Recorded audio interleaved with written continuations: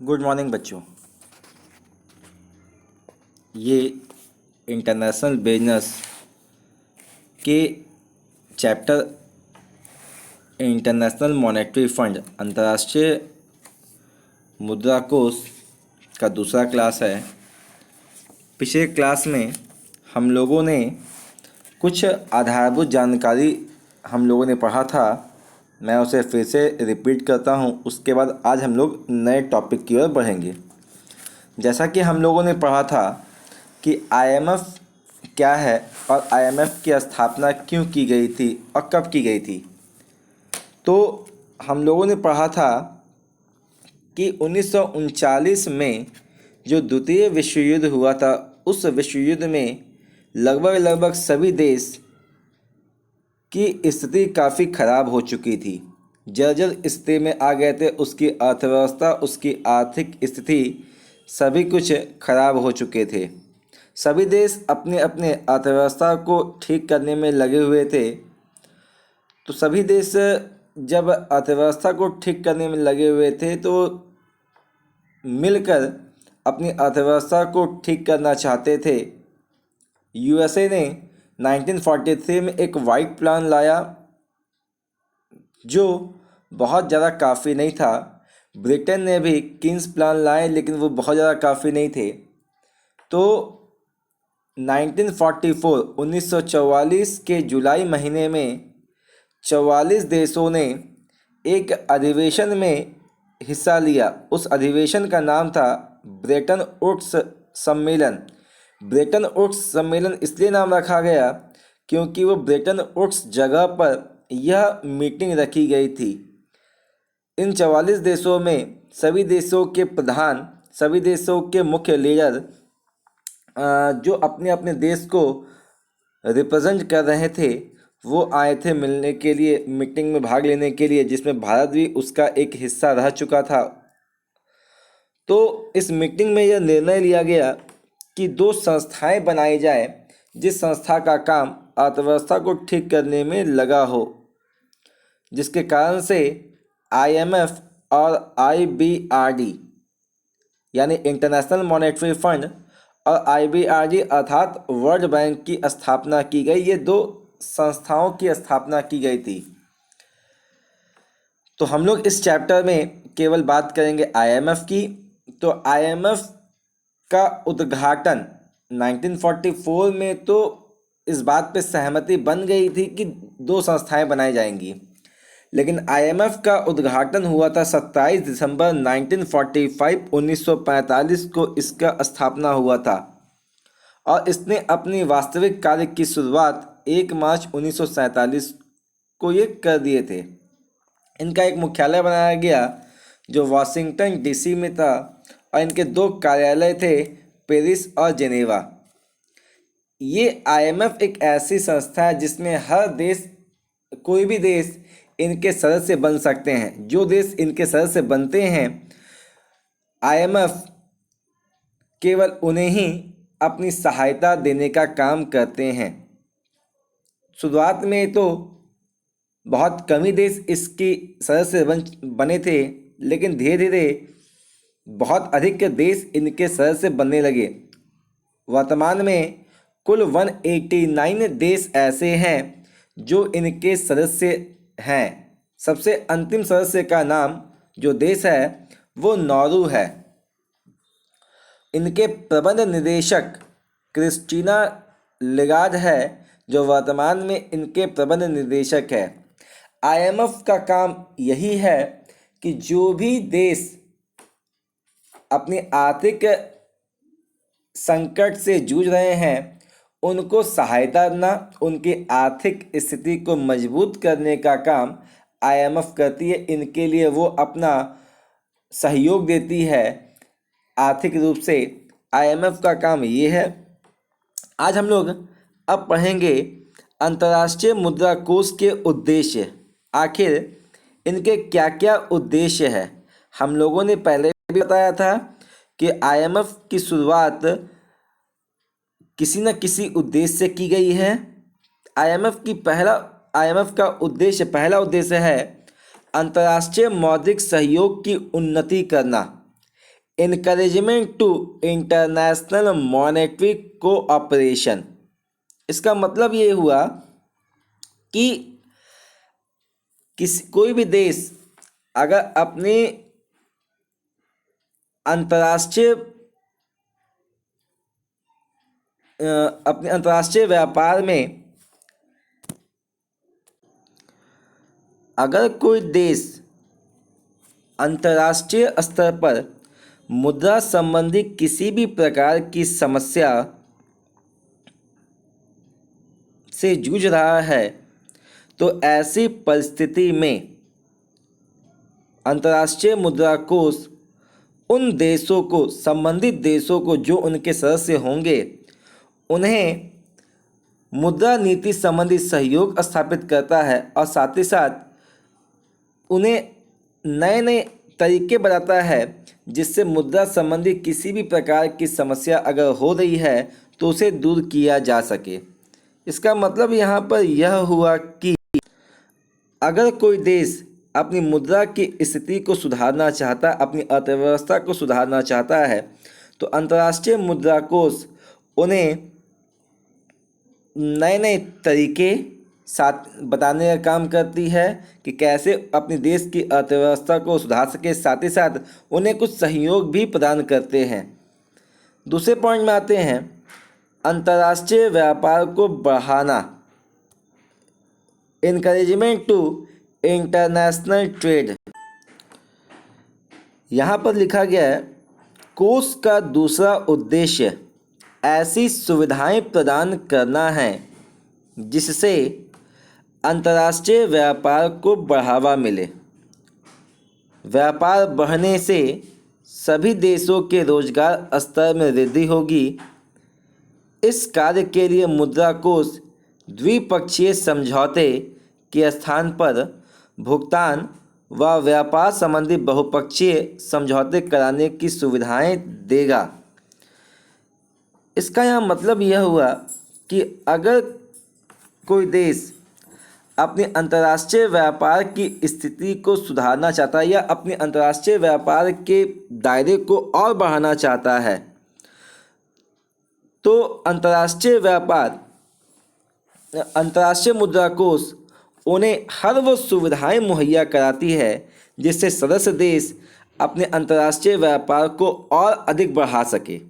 क्योंकि अगर अंतर्राष्ट्रीय व्यापार जितना अधिक बढ़ेगा, रोजगार के स्तर और उतने ही अधिक बढ़ेंगे, जिससे किसी भी देश की आर्थिक स्थिति और मजबूत होती है। इसीलिए यहाँ पर लिखा गया इस कार्य के लिए मुद्रा कोष द्विपक्षीय समझौते के स्थान पर भुगतान व व्यापार संबंधी बहुपक्षीय समझौते कराने की सुविधाएं देगा। यानी कि यहाँ पर द्विपक्षीय समझौते की जगह भुगतान व व्यापार संबंधी बहुपक्षीय समझौता है, यानी कि अंतर्राष्ट्रीय मुद्रा कोष कुछ पैसे भी मुहैया कराती है, साथ ही साथ संबंधित बहुपक्षीय समझौते भी कराने का काम करती है। अगर हम लोग यह देखें कि इसे बहुत कम शब्दों में अगर जाना जाए तो अंतर्राष्ट्रीय मुद्रा कोष का यह काम होता है कि जो भी देश अपने व्यापार के स्तर को और अधिक बढ़ाना चाहते हैं अंतर्राष्ट्रीय स्तर पर, तो अंतर्राष्ट्रीय मुद्रा कोष का यह काम है कि वह अधिक से अधिक सुविधाएं देने का काम करती है, साथ ही साथ परामर्श भी देने का काम करती है, कोष भी देने का काम करती है, जिससे अंतर्राष्ट्रीय स्तर पर व्यापार और अधिक से अधिक बढ़ सके, जिससे रोजगार भी अधिक से अधिक बढ़े। तीसरा पॉइंट आते हैं विनिमय दर में स्थिरता। देखिए, हर देश की विनिमय दर अलग अलग होती है। स्टेबिलिटी ऑफ एक्सचेंज रेट यहाँ पर कहा गया है। तो जितना अधिक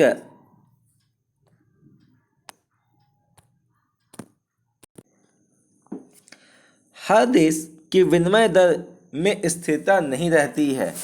अंतर्राष्ट्रीय मुद्रा कोष का यह उद्देश्य है कि वह सदस्य देश, मैं बार बार यहाँ पर सदस्य देश कह रहा हूँ, इसका मतलब मैंने पहले ही बताया था कि अंतर्राष्ट्रीय मुद्रा कोष केवल उन देशों को ही सहयोग देने का काम करते हैं जो देश उनके सदस्य देश होते हैं। इनके अलावा वह किसी और अन्य देश पर अपना किसी भी प्रकार का हस्तक्षेप करने का काम नहीं करते हैं।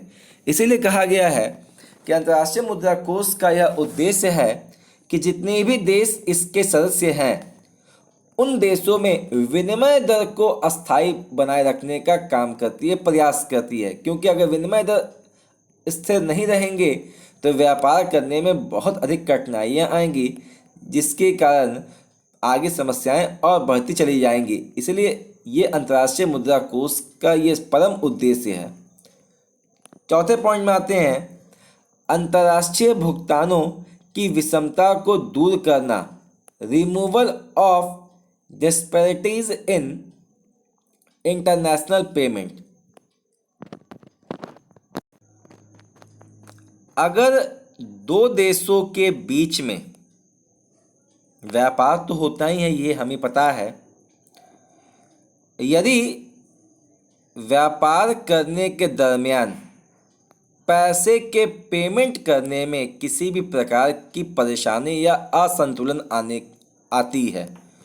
अगर जैसे मान लीजिए कि भारत एक देश है और ईरान एक देश है, दोनों देश व्यापार कर रहे हैं। भारत ने ईरान से कोई सामान लिया आज से 20 साल पहले और उसका पेमेंट से संबंधित यह समझौता हुआ कि वह भुगतान धीरे धीरे किया जाएगा। अब ईरान में सत्ता परिवर्तन हो गया और ईरान के वर्तमान सरकार ने कहा कि जो भी पैसे बाकी है वह वर्तमान की दर से देना होगा। अर्थात ईरान की सरकार ने भारत की सरकार से यह कहा कि जितने भी पैसे बकाए हैं वह पैसे आज के दर से देना होगा। भारत ने इसके नाराज़गी बताई, क्योंकि हमने 20 साल पहले सामान लिया है, उस हिसाब से हमें देना है, पहले बात हो चुकी थी। अर्थात यहाँ पर भुगतान करने में असंतुलन की परेशानी आई। तो इन परेशानियों को दूर करने के लिए दोनों देशों के बीच बातों को सुलझाने के लिए IMF अपना अभिन्न रोल निभाती है। यहाँ देखिए लिखा गया है, अंतर्राष्ट्रीय मुद्रा कोष सदस्य राष्ट्रों के अदायगी शेषों में होने वाले असंतुलन को दूर करने का प्रयत्न करता है। इस उद्देश्य की पूर्ति के लिए मुद्रा कोष सदस्य राष्ट्रों को विदेशी मुद्राएं बेचता है, वह उन्हें उधार भी देता है। अगला पॉइंट है, विनिमय नियंत्रण को हटाना, removal of exchange control. Removal of exchange control, इसका मतलब यहाँ पर ये हुआ, देखिए लिखा भी गया है, अंतर्राष्ट्रीय व्यापार को बढ़ावा देने के लिए कोष सभी प्रकार के विनिमय नियंत्रणों को निरुत्साहित करेगा। यानी अंतर्राष्ट्रीय व्यापार को जितना ज़्यादा बढ़ाना, अंतर्राष्ट्रीय व्यापार जितना अधिक बढ़ाना है, उसके लिए कोष सभी प्रकार के विनिमय नियंत्रणों को निरुत्साहित करेगा। इसका मतलब यहाँ पर यह हुआ कि जितने भी तरह की प्रतिबंध है, जितने भी तरह के रेस्ट्रिक्शंस लगाए हैं, उन सभी रेस्ट्रिक्शन को आवश्यकता अनुसार हटाने का काम कौन करती है? तो IMF करती है, क्योंकि अंतर्राष्ट्रीय मुद्रा कोष विभिन्न प्रकार की प्रतिबंध भी लगाए गए हैं व्यापार करने के दरमियान, लेकिन आवश्यकता पड़ने पर जब उसकी आवश्यकता लगती है कि वह प्रतिबंध अब नहीं होना चाहिए, तो IMF इसे हटाने का काम भी करती है। अगला पॉइंट है, अंतर्राष्ट्रीय भुगतान असंतुलन को कम करना, यानी reduction of international payment in balances. Economics में चैप्टर आता है बैलेंस ऑफ पेमेंट, यानी भुगतान संतुलन, और एक आता है बैलेंस ऑफ ट्रेड, यानी कि व्यापार में संतुलन। तो यहाँ पर बैलेंस ऑफ पेमेंट, भुगतान संतुलन की बात की जा रही है, यानी दो देशों के बीच में व्यापार होने के दरमियान भुगतान संतुलन का होना अति आवश्यक है। लेकिन अगर ये असंतुलित हो जाता है तो इसे ख़त्म करने या कम करने का काम भी कौन करती है? आईएमएफ करती है। यानी कि भुगतान संतुलन को कम करने के उद्देश्य से आईएमएफ की स्थापना की गई। आईएमएफ का यहाँ पर एक काम होता है उत्पादक पूंजी विनियोग, प्रोडक्टिव कैपिटल इन्वेस्टमेंट। कोष का एक उद्देश्य यह भी निश्चित किया गया है कि एक दूसरे देश को दीर्घकालीन पूंजी के लाभदायक उपयोग में सहयोग दे। यानी यहाँ पर यह बात कहा गया कि जो भी देश आईएमएफ के सदस्य है वह देश और आईएमएफ एक दूसरे को लंबे समय तक के लिए पूंजी में बढ़ाने या पूंजी को लाभदायक करने में सहयोग प्रदान करे। यानी आईएमएफ का यह काम होता है कि वह अपने सदस्य देशों को अधिक से अधिक आर्थिक स्थिति मजबूत करने में सहयोग दे। अगला पॉइंट है असंतुलित आर्थिक विकास में सहायक, helpful in balanced economic development.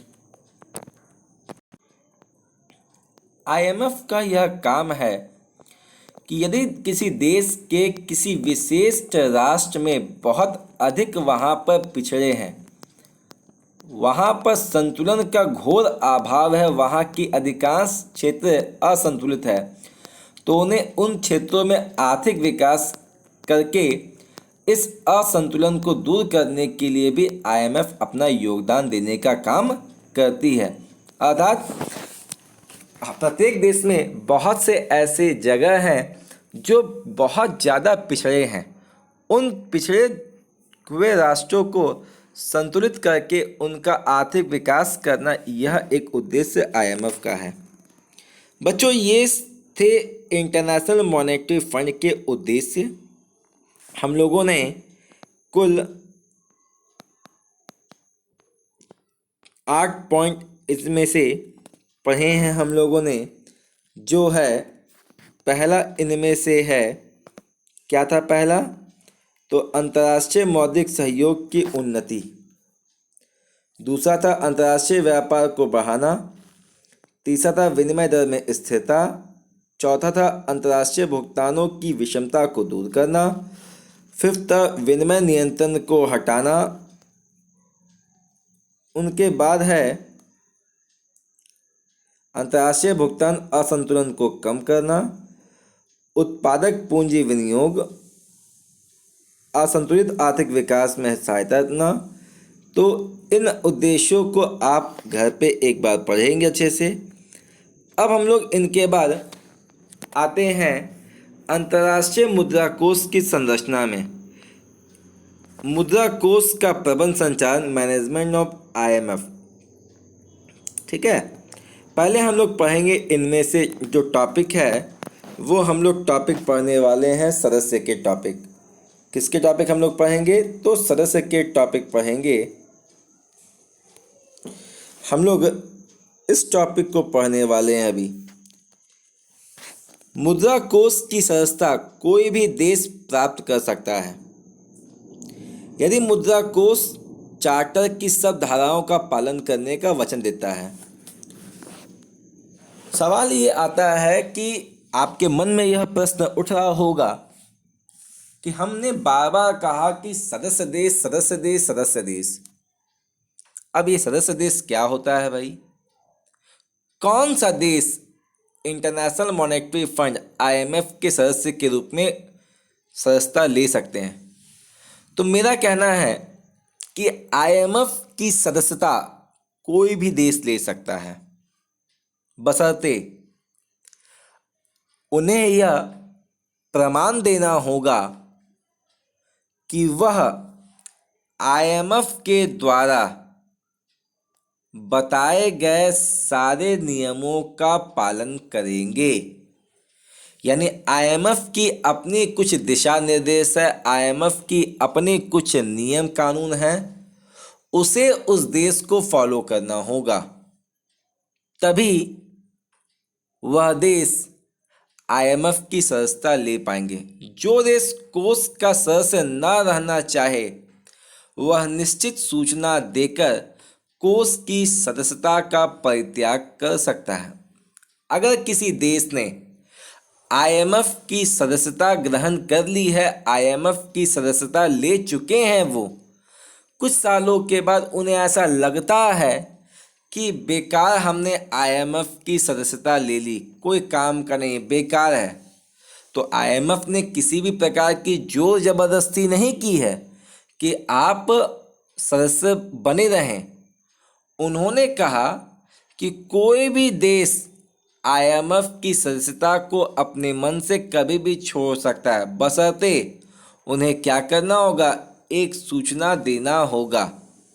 कोष के नियमों का पालन न करने अथवा आदेशों का उल्लंघन करने की दशा में सदस्यता समाप्त की जा सकती है, परंतु समाप्त करने से पहले उस देश को चेतावनी दी जाती है। कोष की वर्तमान सदस्य संख्या 188 है, ये पहले का डाटा दिया हुआ है, लेकिन अभी इसके सदस्यों की संख्या 189 हो चुकी है। अब हम लोग आएंगे मुद्रा कोष का प्रबंध संचालन, मैनेजमेंट ऑफ आईएमएफ। ये हम टॉपिक दूसरी किताब से पढ़ेंगे, जिसके बारे में आपको पहले भी बताया गया है। वो किताब के जो पेजेस है वो मैंने आपको पहले भी सेंड कर दिए हैं।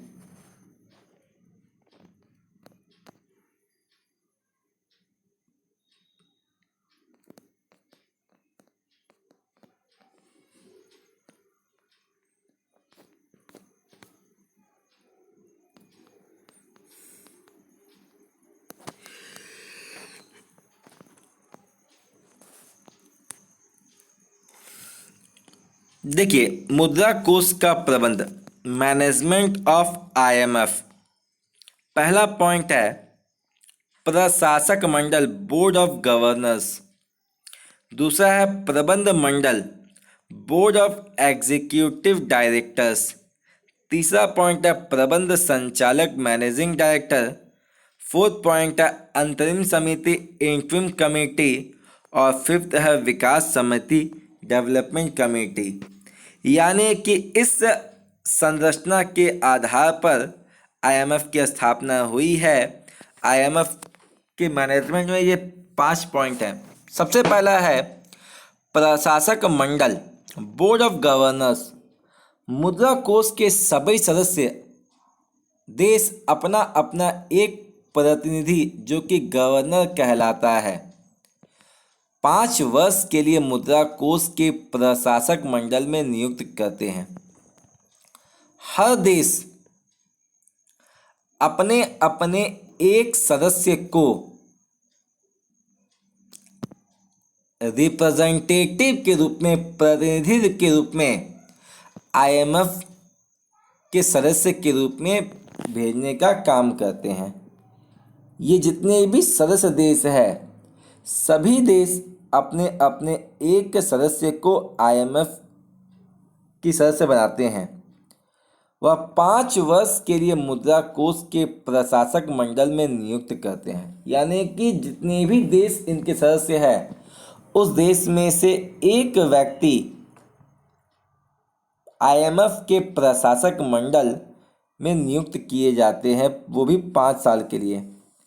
प्रशासक मंडल संयुक्त पूंजी वाली कंपनियों की साधारण सभा की भांति है और कोष की संपूर्ण शक्तियां इसी मंडल के अधीन हैं। प्रशासक मंडल का कार्य नीतियां निर्धारित करना, सदस्य देशों के कोटा में संशोधन करना, नए सदस्यों को प्रवेश देना, संचालक चुनना और सदस्य देशों की मुद्राओं की समता दरों के संबंध में निर्णय लेना। प्रशासक मंडल में प्रत्येक देश की ओर से एक गवर्नर के अतिरिक्त एक स्थानापन्न गवर्नर, यानी कि अल्टरनेटिव गवर्नर भी नियुक्त किया जाता है। स्थानापन्न गवर्नर प्रशासक मंडल की सभाओं में भाग तो लेता है, किंतु गवर्नर की अनुपस्थिति में ही मतदान करता है। यानी कि इस बोर्ड ऑफ गवर्नर्स का काम क्या क्या है? इन बोर्ड ऑफ गवर्नर्स का काम नीतियों को तैयार करना, यानी कि आईएमएफ की अपनी पॉलिसीज़ होती है, उन पॉलिसीज़ को, नियम और कानून को निर्धारित करना, सदस्य देशों के कोटा में संशोधन करना, यानी कि हर सदस्य देश को कितने कितने कोटा दिए जाएंगे, इनका भी निर्धारण बोर्ड ऑफ गवर्नर्स करते हैं। नए सदस्य देश जो प्रवेश के लिए अप्लाई किए हैं, जैसे अभी 189 कंट्रीज़ है, ये कंट्रीज़ तो आगे भी बढ़ सकते हैं, क्योंकि जिस समय इस संस्था की स्थापना हुई थी मात्र 44 देश ही जाकर इनमें भाग लिए थे। लेकिन कहाँ 44 देश और कहाँ 189 देश इनमें आ गया। इसका मतलब इस बीच में बहुत सारे देश ने इनमें भाग लिया। तो यहाँ पर वही कहा गया है कि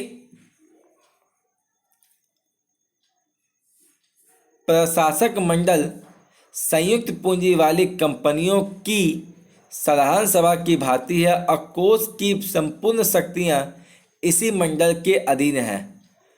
प्रशासक मंडल का कार्य नीतियाँ निर्धारित करना, अभी हमने बताया था कि इनका काम नीतियों को निर्धारित करना है। सदस्य देशों में कोटा में संशोधन करना है, नए सदस्यों को प्रवेश देना, संचालक चुनना और सदस्य देशों की मुद्राओं की समता दरों के संबंध में निर्णय लेना है। यानी कि ये बहुत सारे मामलों में अपना निर्णय लेने का भी काम करते हैं। प्रशासक मंडल में प्रत्येक देश की ओर से एक गवर्नर के अतिरिक्त एक स्थानापन्न गवर्नर यानी अल्टरनेटिव गवर्नर भी होता है, जिसका यह काम होता है कि अगर किसी भी प्रकार की कोई बात होती है, गवर्नर अनुपस्थित होते हैं, तो ऐसी परिस्थिति में उस समय जो इनके अल्टरनेटिव गवर्नर होते हैं वह मीटिंग में तो भाग लेते हैं, लेकिन अगर गवर्नर इनके उपस्थित है तब अल्टरनेटिव गवर्नर को वोट देने का अधिकार नहीं है। लेकिन गवर्नर इनके अनुपस्थित हैं तो ऐसी परिस्थिति में जो अल्टरनेटिव गवर्नर है वही वोट देने का काम करते हैं। दूसरा पॉइंट आता है प्रबंध मंडल। दूसरा पॉइंट क्या आया? प्रबंध मंडल आया, यानी बोर्ड ऑफ एग्जीक्यूटिव डायरेक्टर्स। देखिए, एग्जीक्यूटिव डायरेक्टर्स का काम होता है जो नियम ऊपर बनाए गए हैं, यानी जो भी नियम बोर्ड ऑफ गवर्नर्स के द्वारा बनाए गए उनको एग्जीक्यूट करना, उसे लागू करवाने का काम किनका है? बोर्ड ऑफ एग्जीक्यूटिव डायरेक्टर का है।